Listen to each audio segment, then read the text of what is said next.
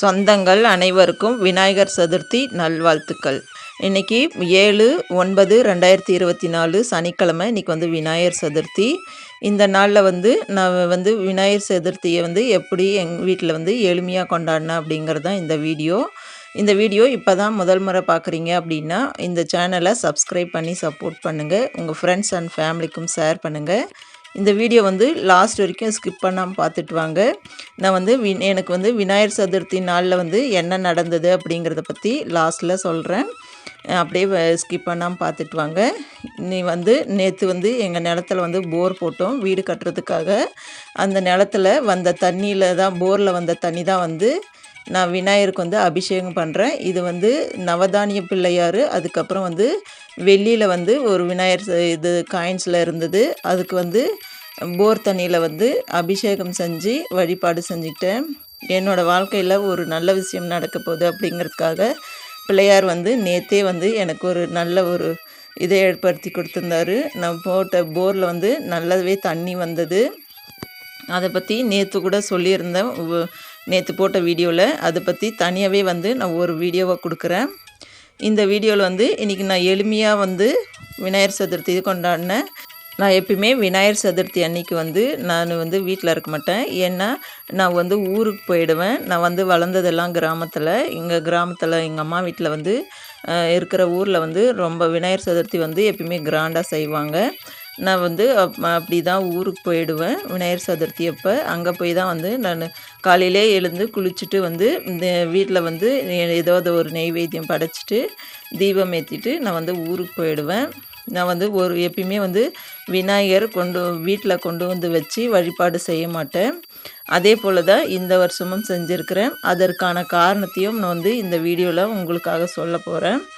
நான் வந்து இன்றைக்கி எளிமையான முறையில் தான் இந்த விநாயகர் சதுர்த்தி என் ஃபோட்டோவில் இருக்கிற விநாயகருக்கு வந்து மல்லிகைப்பூ மாலை போட்டிருக்கிறேன். அதுக்கப்புறம் எருக்கம்பூவு, அதுக்கப்புறம் வந்து விநாயகருக்கு பிடிச்ச வந்து அருகம்பில்லு, இதை வச்சு தான் நான் வழிபாடு செஞ்சேன். மஞ்சளில் வந்து பிள்ளையார் போல் பிடிச்சி வச்சுருக்கிறேன். அதுக்கப்புறம் அரச இலை மேலே மஞ்சள் குங்குமம் வச்சுக்கிட்டு அரச இலையில் வந்து நெய் தீபம் ஏற்றி வச்சு தான் நான் இன்றைக்கி வழிபாடு செஞ்சேன். பிரசாதம் வந்து கடலை பொரி, அதுக்கப்புறம் வந்து அவுள், அதில் வந்து வெல்லம் கலந்து பால் பாயசம் வச்சு தேங்காய் வந்து உடச்சி சிம்பிளாக வந்து நான் பூஜையை முடிச்சுக்கிட்டேன்.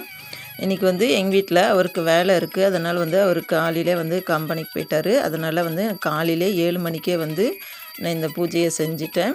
எளிமையான முறையில் என்கிட்ட என்ன இருக்கோ அதை வச்சு தான் நான் வந்து பூஜை செஞ்சேன். பிள்ளையார் வந்து மிகவும் எளிமையானவர் தான். நம்ம எதை வச்சு மனசார வேண்டி கூப்பிட்டாலும் வந்து பிள்ளையார் நமக்கு அருள் புரிவார். அது போல் தான் இன்றைக்கி நான் வந்து பூஜை செஞ்சுருக்கிறேன். இந்த பூஜை வீடியோ வந்து என்னால் காலையில் கொடுக்க முடியல, கொஞ்சம் வேலை இருந்தது. அதனால தான் இவ்வளோ நேரத்துக்கு நான் கொடுக்குறேன். அடுத்த வருஷம் வந்து நிச்சயமாக நான் கட்டுற புது வீட்டில் வந்து விநாயகர் சிலை வச்சு வேண்டுதல் செய்யணும் அப்படின்னு நினச்சிட்ருக்கிறேன். அதுக்கும் அந்த பிள்ளையார் தான் வந்து எனக்கு ஒரு நல்ல ஒரு வழியை காமிப்பார் அப்படின்னு மனசார நானும் நம்புகிறேன். இப்படி தான் வந்து நான் இன்றைக்கி எளிமையான முறையில் பூஜை செஞ்சுக்கிட்டேன். நான் வந்து விநாயகர் சதுர்த்தி நாளில் வந்து எனக்கு ஒரு இன்சிடெண்ட் நடந்தது. அதை வந்து என்னால் மறக்கவே முடியாது. ஒவ்வொரு விநாயகர் சதுர்த்திக்கும் வந்து அது என்னை ஞாபகப்படுத்திக்கிட்டே இருக்கும். ரொம்ப மனசுக்கு வருத்தமான ஒரு நிகழ்ச்சியும் கூட. அதை என்ன அப்படின்றத வந்து சொல்கிறேன். அந்த நிகழ்ச்சி நடந்ததுக்கப்புறம் வந்து உண்மையாலுமே நான் பிள்ளையார்கிட்ட கோச்சிக்கிட்டு ரொம்ப வருஷமாக வந்து நான் அந்த விநாயகர் சதுர்த்தி அன்றைக்கி வந்து பிள்ளையாரை கும்பிடாமே இருந்தேன். நான் எவ்வளோ தான் இது பண்ணாலும் வந்து நீ ஏன் எனக்கு இப்படி ஒரு தண்டனை ஏற்படுத்தி கொடுத்த அப்படிங்கிற மாதிரி நான் வந்து கும்பிடாம தான் இருந்தேன். நான் வந்து அந்த நாளில் வந்து சரி எல்லா தெய்வங்களுக்கும் எப்படி ஒரு முக்கியமான நாள் வருதோ அந்த மாதிரி நினச்சி நான் வந்து சும்மா இது ஊதுபத்தி இந்த மாதிரி தீபம் ஏற்றி வழிபாடு செஞ்சுட்டு முடிஞ்சிருவேன். அதுக்கப்புறம் இப்போ கொஞ்ச நாளாக தான் வந்து திரும்பவும் நான் வந்து விநாயகரை வந்து கும்பிட ஆரம்பிச்சிருக்கிறேன். அதுக்கப்புறம் ஒரு 2 வருஷத்துக்கு முன்னாடி வந்து நான் எங்கள் குழந்தைங்க வந்து ஆசைப்பட்டாங்க அப்படின்றதுக்காக ஒரு மண் பிள்ளையார் வாங்கி வீட்டில் வச்சு வழிபாடு செஞ்சேன். அந்த பிள்ளையாரை கொண்டு போய் தண்ணியில் விடும்போது பிள்ளையாரை இந்த வருஷம் அது நான் இந்த வருஷம் போயிட்டு அடுத்த வருஷம் என் சொந்த வீட்டுக்கு வரணும் அப்படின்னு சொல்லிட்டு வேண்டிட்டு நான் பிள்ளையாரை வந்து தண்ணியில் விட்டுட்டு வந்தேன்.